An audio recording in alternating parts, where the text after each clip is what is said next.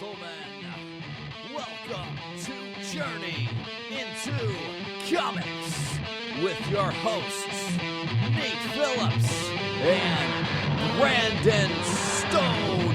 I am a god, you dull creature. Good evening, ladies and gentlemen. Welcome to a very special and different episode of Journey into Comics. I am your host, Nate Phillips, and no, this is not episode 294. Brandon has not been fired yet. That's a running joke, because he's not going anywhere, folks. Anyways, I decided to do this episode tonight because today was kind of a huge day in comic book news. Assuming that you listened to this the day it came out, which is the 28th of October, 2014, for historical records. Today, Marvel decided to drop a comic book world bomb. And they announced every title that they were doing from now until 2019. Now, here's the interesting thing. They only brushed up just real quickly on Ant-Man and Age of Ultron. They showed some new footage. And then they just they brought out their hands, their fists, and they said, okay, DC, let's fight. So I'm just going to kind of briefly discuss these and why they're so exciting, what it means to me as a comic book fan about how important these movies are going to be and what roles they're going to play in a much larger picture that's, well, as of right now, about 5 years away. Well, 4.5, we'll call it. Anyways. So to start, after we get Age of Ultron May 1st of next year and Ant-Man shortly thereafter, the next Marvel movie we will have is going to be June 6th of 2016, and it's going to be Captain America Serpent Society. All of you who actually know what's going on, they're like, why the what? Serpent Society? What's that? So anyways, really, the movie's going to be called Captain America Civil War. The awesome thing that Marvel did today was they named it Captain America Serpent Society. And there were pretty much, I'd say, every person that was live blogging and talking about the event, we're all going, oh, Serpent Society, that's so cool. I didn't expect they'd ever get into a movie. And darn Marvel for making us think that RDJ had anything to do with Civil War. And, you know, later in the event, they announced, Captain America again, and this time Serpent Society went away, and then boom, it was actually Civil War. Now, this is huge because if you are a Marvel fan, Civil War has kind of always been a cinematic dream, something that you never quite thought would happen. You always went, well, in theory it'd be fun, but you need Spidey, you kind of need some of the X-Men, and there are a lot of characters that it would take to make that movie good. At least I would have thought. But from the way Marvel has done things now, it's almost as if they could just go, okay, Civil War, it's Tony, whatever team Tony picks. It's Rogers, whatever team Rogers picks. Whether it has good guys or bad guys doesn't matter. The way they kind of have explained it to kind of get rid of the bad guys, I think, is that instead of it being sharing your secret identities or not, it's now just whether or not, or who you should report to. So, like, if you watch Arrow, at the beginning, it was, Detective Lance was all about catching the vigilante, and then over time, he's kind of become kind of friendly, So,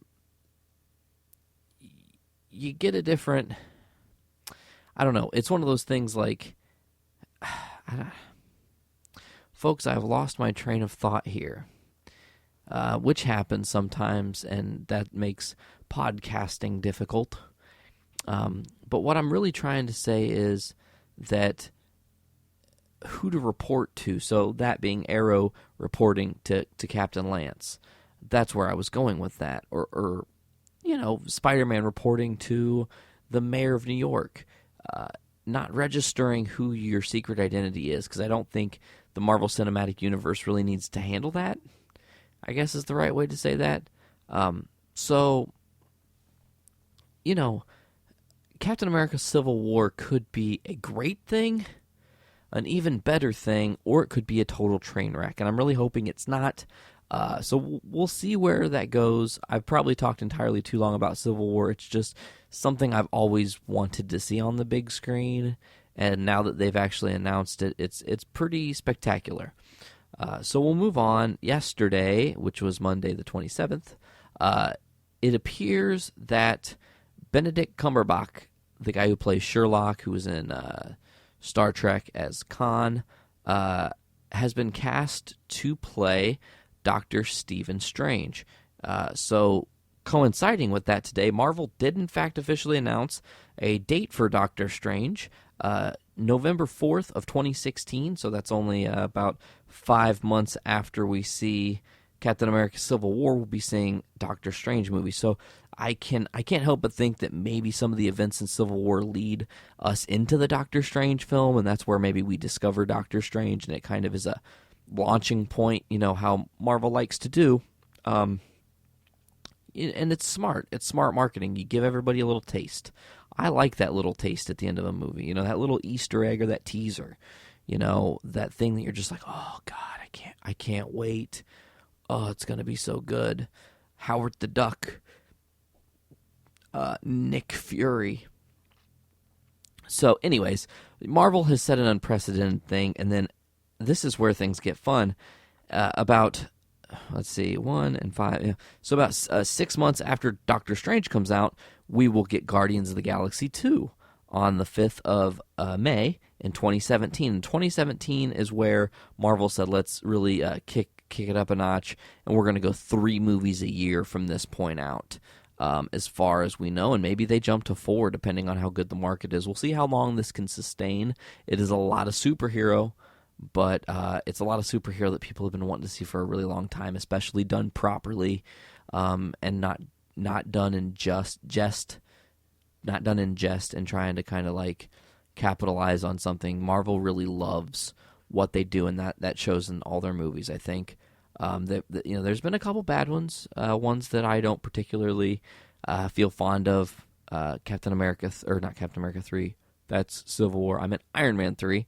I was not particularly fond of, but from what I understand, they're going to kind of explain why they did some of the things they did in Iron Man in Age of Ultron, so we will see. So anyways, we're going to get back here. Guardians of the Galaxy 2, coming out in May, is exciting because James Gunn is, again, going to be writing and directing it, and that cast, they just work so well together. This story has to obviously set up something that happens in 2018, and we'll get to that in a minute. And it's actually funny. If you look, it's almost like they, I don't know the way to, it's almost like they have strings connected to their like year apart dates, because a year from Guardians of the Galaxy 2 is going to be, we'll like I said, we'll talk about it. We'll get back there. But so it's going to kind of be a direct effect. So 1 year later, exactly, which is really cool, especially to someone with OCD like myself. Haha. Anyways, so this is interesting. 2 short months after we see Guardians of the Galaxy 2, a new Thor movie will come out, and that's Thor Ragnarok. Awesome title. Excited to see where they go with Thor. This movie is supposed to really make him a standout star in his own franchise, get out of the shadow of just being a part of the Avengers. So it's going to be really interesting to see, especially, again, think about Thor Ragnarok. It's going to be after Civil War, so you would assume that in some form or fashion, Thor would probably be involved with some of the events of Civil War, whether it be in a small or large capacity. So Thor Ragnarok hopefully is going to be stellar. We obviously don't have any footage or anything yet, but I have faith in Marvel, as I've said before. Now, 4 months after Thor Ragnarok, and this is the one that I'm really stoked that they announced today, on November the 3rd of 2017, Black Panther will be coming out, and that's pretty cool. Just confession of a nerd here. I cannot say Black Panther's actual name. It's like T'Challa, something like that, but I can read it really well, but I don't know how it's pronounced, and I've never asked. So if you're listening, send me a voice message on something, call me, text me something, describe how I'm supposed to say Black Panther's actual name, so I stop feeling like an idiot. Anyways, Chadwick Boseman was cast as Black Panther, which is pretty exciting. He looked like he was confident, and right away I could see him in that role very easily. So I'm really excited to see where that goes. Everybody had been like, oh, Black Panther's got to happen. And then finally today it was like, okay, yes, Black Panther is happening. We also have an actor that's going to be playing him, which leads me again to believe that we're going to get a taste of Black Panther in Age of Ultron next year. So, here we are at 2018. Imagine, if you will, the year is 2018. Hovercrafts have taken over because somebody designed the first ever hoverboard that actually works, and yes, that's real. It's called the Hendo. Look up Hendo board, Hendo board, and you'll see something that will really truly blow your mind. It's quite exciting. So it's 2018, 4 short years into the future. Movie theaters have gotten better. They're more expensive. It's $23 to go to a movie now. But gas is $1 flat. Gas prices are so cheap because electric vehicles and hydrogen vehicles and other kinds of vehicles that don't require a normal fuel source, stuff that can run forever, has taken over. And you finally get to see the trailer for this next movie that comes out in a week, called Avengers: Infinity War. And it will be a part 1 of a 2-parter because exactly a year later, they will release Avengers: Infinity War Part 2. And the cool thing about the event today, it actually had Thanos with the Infinity Gauntlet on his hand in CG live action for the first time ever. It's not a tease, and this is not a rumor. We are building officially, without any questions, with, Guardians of the Galaxy being a year to the day before the first part, and Civil War and Age of Ultron. All these things are building towards this Infinity War, where all of the Avengers and Guardians of the Galaxy and anyone who matters in the cinematic universe will team up for what I would assume is Avengers: Infinity War Part 2. So there's another character that's going to probably be a part of that, and that is Captain Marvel. And I don't read Captain Marvel. I know she is a female superhero. Carol Duggan. I'll need to look that up, to be quite honest. I feel like such a dick sometimes. Captain Marvel, everybody says it's good. Anyways, so Captain Marvel is going to be coming out 2 months after the first part of Infinity War. So I would, again, I will lead myself to assume that Captain Marvel gets dropped into the Infinity War as a launching point for her character. Again, that's a smart move. A large movie where a ton of people are going to absolutely go see it because it is titled Avengers. Okay? So you're going to see Avengers. If you drop Captain Marvel in that movie and launch her into her own movie because she is such a star of the first half of Infinity War, it's nothing but more money in the bank. And I like to say that I want to give my money to Marvel. They have not done me an injustice. And that's not a slight against DC in the least. So after Captain Marvel comes out, we'll get a movie that I'm really stoked for, just because one of my favorite characters in the entire Marvel Cinematic Universe, Black Bolt, is a part of this team, and this team I never thought would get an actual movie. I know it had been rumored, but I thought, Marvel, they play it risky sometimes, but I don't think they go that risky. But it's an Inhumans movie, and that is coming out November 2nd of 2018, and then again, 6 short months after that, we get to Avengers: Infinity War Part 2. So, a lot of news from Marvel today. I say a lot. By the way, I've decided, if you are a Journey into Comics listener, I've got a drinking game for you. Brandon can come up with his own little part of this game, but my little part of this game is going to be, listen to our podcasts. The end. No, I'm kidding. Listen to our podcasts, and every time I say, take a drink. and then Brandon will come up with his little thing, and then maybe we can determine something together that's like a bigger drink or something. We'll come up with a Journey into Comics nerd drinking game for nerds. So, I was sitting here and I got a little stroke of inspiration, and like I said, just decided it was a good night to record a podcast. I'd actually kind of been thinking about it all day. And I was talking to Sarah, and we were discussing the show, and I had asked some pretty legit questions. How we sound from a non-objective standpoint as best as she could. Do we talk about real things? Are we good at what we do? Because I enjoy talking, but I don't want to sit here and just babble on to you guys if we aren't good. I mean, I'll keep doing it, but I would not expect anyone to listen if it wasn't a decent thing to listen to. So she said, yeah, no, it is really good, and you guys are good, and you know your stuff, but there's not enough you in it. And I really took that to heart, and I kind of realized, man, no one knows my journey, my actual journey into comics and my journey into video games and how they inspired me and saved me and made me a better person.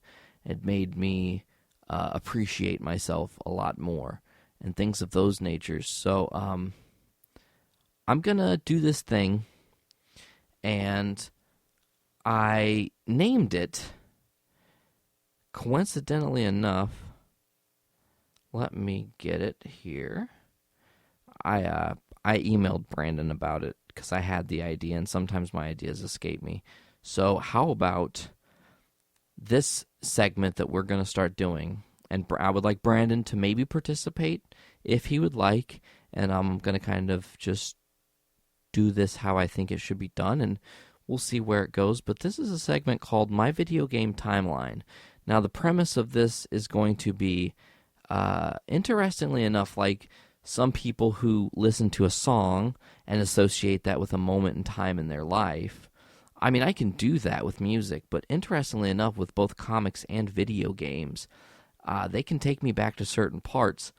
So, most specifically, and here's the thing, when I was younger, the moments are kind of fewer and far between, because your moments as a child, you remember key milestone things that are important to you, and they kind of build to something, your character, essentially.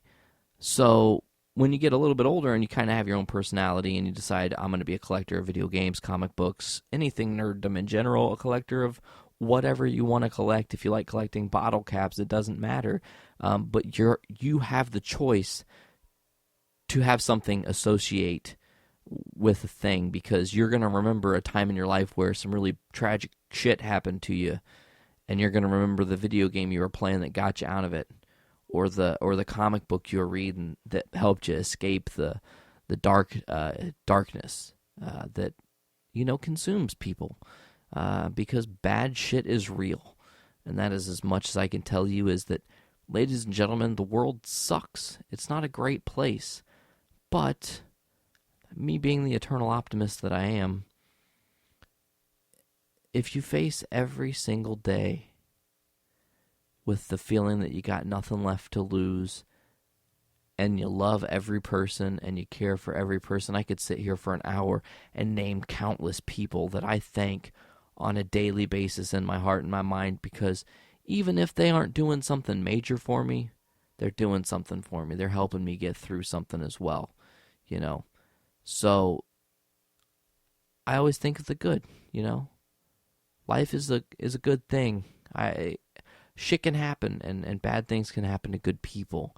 And bad things do happen to good people. I mean, bad things have happened to everyone I care about. And what can you do? You just got to keep on living. So I'm going to go ahead and start my comic book timeline, and this is how I want to do it. I'm going to, because of my OCD, go ahead and start right at the beginning at some of my earliest memories, and kind of build to who I am and my character as a person, and get really dark and deep and into me. Let you guys learn about who I am, and maybe you'll connect on some level. So here we go. I'm going to say the year was probably 1990. So I was about 3, maybe 4.5 years old. And I remember very fondly, we lived in a house on Lincoln Street in my hometown. And I remember being in the front living space with this little, old school television and the NES, the regular very first Nintendo. And we only had, from what my memory serves me, we only had 2 games. We had a racing game that I honestly cannot remember to save my life at all. Like, I'm sitting here right now going, man, what was that game? It was like there were very small tracks, and there were like oil spills and water spills, and they were, different elements that made racing hard. But the game, that is not the game that the memory and what I remember in my life at that point. So the game that I remember so very fondly, and I wasn't very good because I was little, and even as a younger adult trying to play it, I was not very good. But it was the Teenage Mutant Ninja Turtle games for the NES. I just remember sitting down and playing, and when you started, you were above the street as a little tiny 8-bit turtle, and you'd go into the sewer, and then you'd start the level. And I remember, it was a platformer, old school platformer. And I just remember that time in my life, man. My mom and dad were happily together. My little sister, I do believe, was there, or pretty darn close to being there, so that was great because my first little sister, Sam, she's the best. Life dealt her a really bullshit hand, and she has just kind of kept staring life in the face, going, okay, if that's all you've got, you're going to have to try harder to take me out, and I admire her every day for that, because she has been through some serious bullshit. But we won't go into all that here. But I remember that time, the feeling of that house, so many different memories I remember in that house, in the same life of when I was playing the Teenage Mutant Ninja Turtles game. I remember sneaking downstairs on Christmas one year, would have had to have been circa 1992, maybe early 93. I snuck downstairs, and they even had it gated, so I had to climb the gate too, and I was probably like 4-ish, maybe 5. But I very fondly remember I snuck down the stairs, I rounded the corner, and there was the tree, and I searched until I found the package that felt like what I had asked for Christmas, which was Batman action figures. And I opened it, and it wasn't the Batman thing I wanted, and I wasn't upset or happy. I was just like, oh, I don't know what to do now. Like, I'm not sure. Do I play with it? Like, I opened it, but am I going to be in trouble now? Like, conscience kicks in. So, I do remember, so then I snuck back upstairs, and I can't remember if I opened it or not. That part's a little blurry, but I remember I snuck back upstairs and went to bed, and then when my parents woke up the next morning, I got an earful, and I had to sit and wait while my little sister opened all of her presents. I had to just sit there calmly and do nothing because I had snuck downstairs and disobeyed order. I remember in that house there was a there was a terrible fire, and I remember watching it from my bedroom window. The bowling alley that was behind our house burnt to the ground. Our house got infested with wasps, which was pretty gnarly. Especially because I'm allergic to bees, and I think luckily I've never been stung by a wasp, but boy, if I had been, I'm not sure what would happen, because I'm not sure the science behind it all. But that video game, is the thing that always sticks out in my mind first and foremost. Like, I think of that game, and I can see the cover of it with the turtles on it and the logo, and I can feel that cartridge in my hand. And I can just go back to this time in my life. Even as a young guy, I have a lot of memories when I was little. I've experienced a lot of things, and that house was kind of like the start to who I am now. Because again, man, my parents were cool about like nerdy things. I mean, probably more my dad was cool with it, but like, I mean, I watched the first Batman and the first Turtles movie like all the time. So, speaking of Batman and Turtles movies, let's talk real quick. I actually downloaded a copy of the new Turtles movie because I'm not paying for something that I know is going to be terrible. I mean, so I downloaded it and I watched about 20 minutes of it and then I fell asleep. And then I finally got a chance to watch it. And here's the thing. I'm a huge fan of the Teenage Mutant Ninja Turtles. I know their entire history. Well, mostly. I know, a ton. Like, I can name most of their villains. I have a unopened Krang android body from, the original Turtles. It's sitting right behind me now as I record. So here's what I want to do, just real quick. I want to explain some things, and I thought of a creative way to do this. So what I'm going to do is I'm going to bring up the lyrics to the Teenage Mutant Ninja Turtles theme song. Now, I know the words, I can sing it, but I want to make sure I'm very clear and concise when I'm reading what the lyrics are, right? So let me pull this up. Okay. Yeah, there it is. Okay. Made myself a little bug-eyed there, folks. Okay.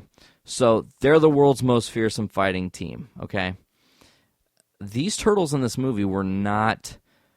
I mean, okay, they were kind of fearsome. They looked like giant Shreks. As I said, they really look like giant Shreks with turtle shells, and I'm not a fan. And they were fighting. They fought. Every 10 goddamn minutes, they fought Shredder, and it was so annoying. Like, what are you doing? You don't have to... The first time Shredder and Splinter meet, they have an epic battle. What? That doesn't make any fucking sense whatsoever at all. Okay? They're heroes in a half shell and they're green. Correct. They did well. They are, in fact, heroes in a half shells and they are, in fact, green. When the evil Shredder attacks, I would not call Shredder in this movie evil in the slightest because he didn't have anything evil to do. His plan was some convoluted ass create the turtles to destroy New York. Dumb. It was just dumb. They're going to poison New York and then give some dude like power, political power. Shredder's not about political power. He wants to take down the blasted turtles. And here's another thing, Michael Bay. I know he will never listen to this, and I don't give a damn. Here's another thing, Michael Bay.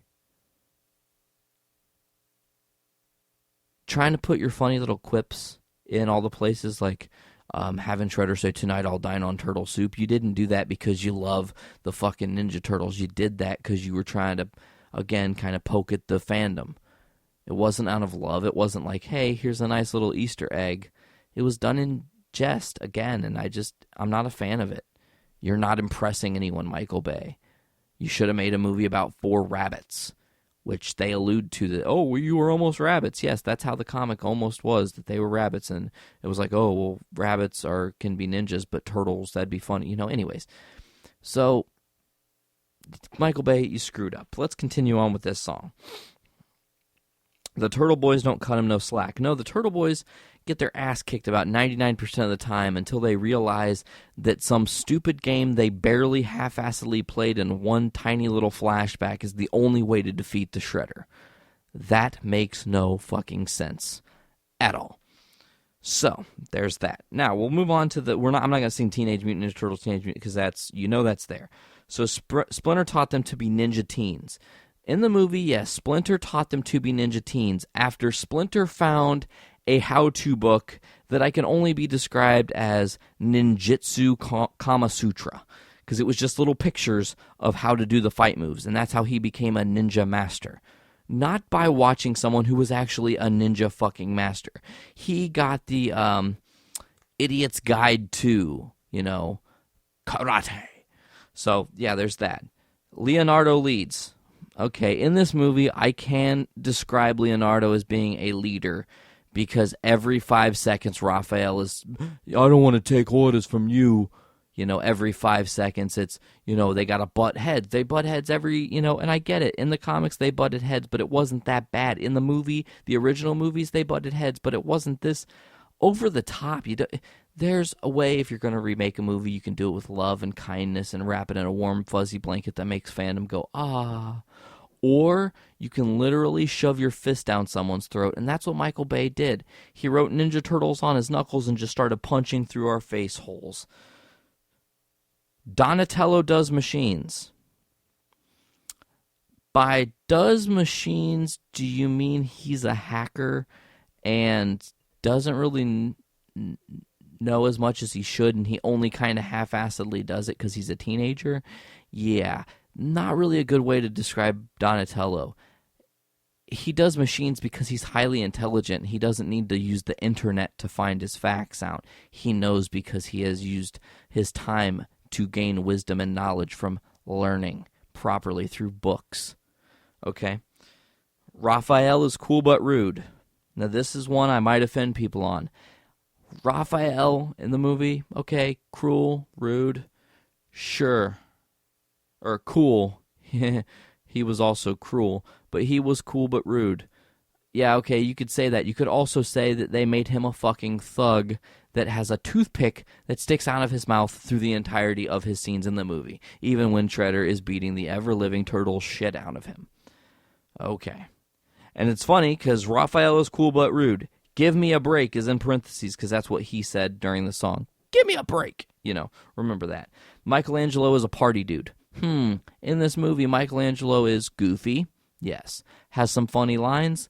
Yeah, but by default, if you throw 1,000,000 darts at a dartboard, one of them's going to land, so they just kept chucking them in there, trying to make everything funny, and it really wasn't. So the Turtles movie was bad, folks. Everything in the Turtles' history was all chalked up to being April O'Neil's doing. She named all of the Turtles. She named Splinter, and she saved them from a fire in her father's lab. And they ended up, because they were the test subjects, they were being constantly injected with mutagen. Constantly, like every couple days, they were being injected with this mutagen.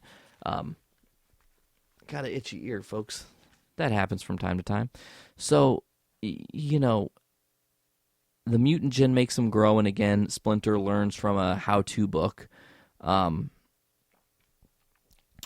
then there's a fight scene, and then there's this there's this Foot Clan, but it's not the Foot Clan. It's dudes with these like dude face masks, but they use guns, so they're not ninjas. Because ninjas don't use guns. First and foremost, Michael Bay, for those of you who are wondering, no guns in Ninja Land. So then the Turtles save April O'Neil, and then they have to explain to April O'Neil that, oh, hey, you're in danger because, we exist and you told the wrong person, so now we're all in danger.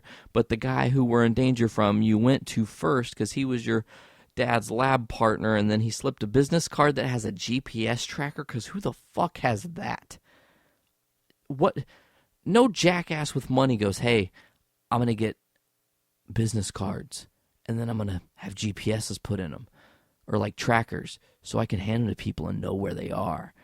No one has money for that. You know how much money that would cost? Like, business cards come in a set of 100, plus you got to get technology that's thin to go into paper? What? Come on now. You're just insulting us. Really.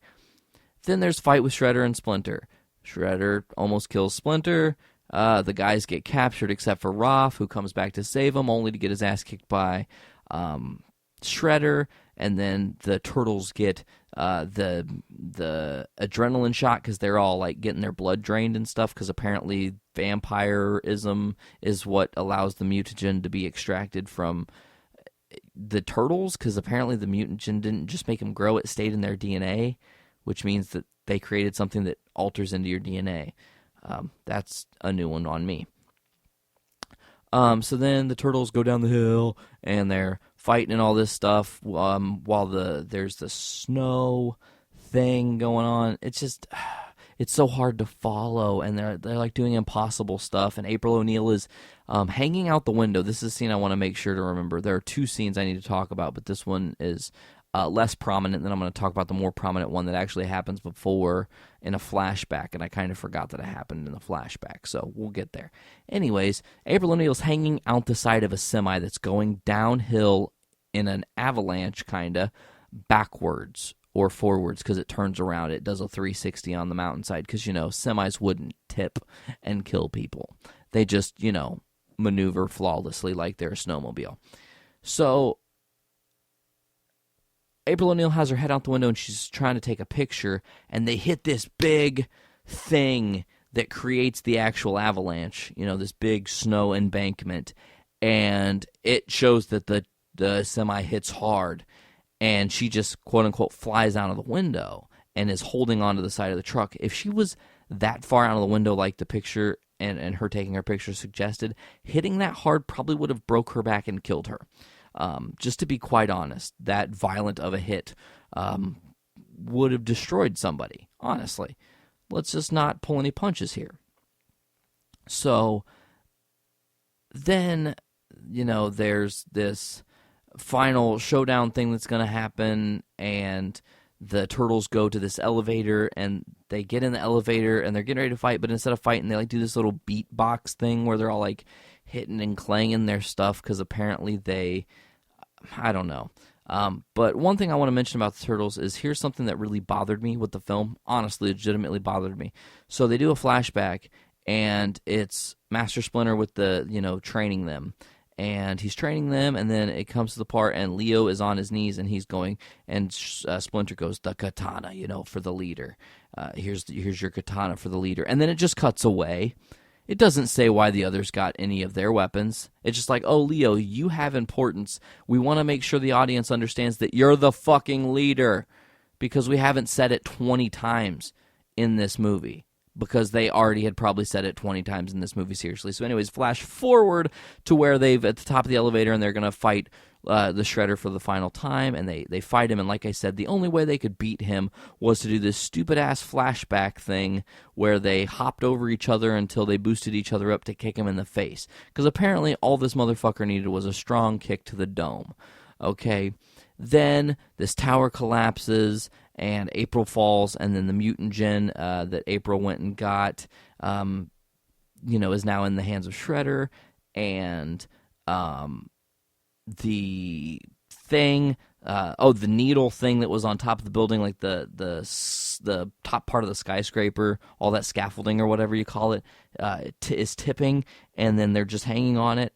And then the turtles swing with magical powers and super strength, holding April, who also has magical powers and super strength, because no woman could hold on to that gigantic of a hand easily. Sorry, just a fact. And they swing her up, and she kicks a sword into Shredder's eye, and he falls all the way, probably 85 stories to his death, where he smashes on the concrete all the way in, And then the needle breaks, and it's falling, and the turtles are getting all emotional, and then it's supposed to be this really sentimental moment where Raph is, he's been the asshole in the whole entire movie, and he's like, I love you guys. I have to say, I love you guys. And then they're just standing on the ground, and they're safe, because they just took the hit of falling that far and then just landed it.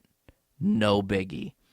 Then they cut really quickly back to Shredder, and there's a little mutagen thing, and his last dying breath, he squeezes this mutagen in, i.e. making it where they're going to do a shitty fucking sequel for this horrible movie that I'm giving a 0.5 out of 5 stars. It's getting 5. So it's not even 1 star. It's half a star, half a fucking star. It doesn't even really deserve half a star. It really deserves like 1/5 of the star. So I'm giving it a 0.05, a fifth of the star. That's how bad that movie was.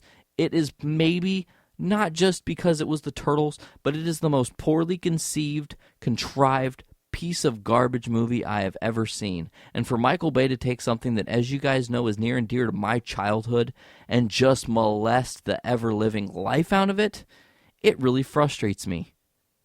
I know in my heart and my mind that I could write a Ninja Turtles script that would kick ass and everyone would enjoy it, because I wouldn't be so deliberate and trying to force the history of the Turtles down people's throats while also forcing these disgusting changes to the history of these Ninja Turtles.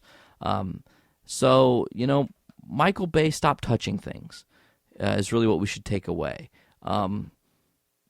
Michael Bay, stop taking things that mean things to people. I caution to imagine a world where Michael Bay got a hold of the Star Wars movies. Are you kidding me? He would ruin them. He would change it to where Han Solo's walking around being like, "Hey bitches, I shot first. What's up? How's it going? Did you know that I shot first? I bet you didn't know that. I was in a bar with Greedo and I shot first. He didn't. Everybody wonders if he did, but I shot first because I'm still alive." It'd be shit like that. It'd be poor dialogue, bad directing, and just overall bad, bad execution. The whole thing is just awful. So I think this episode is going to be wrapped up. This is not episode 294. As I said, Brandon has not been removed from the show. Right now, Brandon is a little green dot on my phone that keeps blinking because he Facebook messaged me while I was in the middle of recording this, because when your muse strikes, you just got to go for it. So I think we're going to sprinkle this one in tonight. Hopefully I'll get it up, not episode 294. Ladies and gentlemen, this is Journey into Comics. This is no kind of, the word is, I don't know what it is. This episode is not your typical Journey into Comics episode. We had a short little blip about a little bit of comics, but I wanted to kind of go back again to being also a show where you know us as people. Brandon is a really great guy. I am an okay guy. I mean, at best. But genuinely, I want the people that are listening to this not just to go, "Oh, they give us tons of information." I want you to connect and think about the things that make life good. There's a lot of bad in this world. The only way to get rid of bad is to combat it with good. Combat it with good at all costs. Wake up every day with the attitude that you can conquer anything. And no matter what life throws at you, keep moving forward. Keep being a hero. Because the more good you put into this world, the more of a hero you are. The more negative you breed into this world, the more a villain you are. And as I said on my first podcast, what are you, a good guy or a bad guy, hero or villain? And I'd like to think that anybody that listens to this show would want to be a hero. No point in being a villain. Every villain just dies in the end.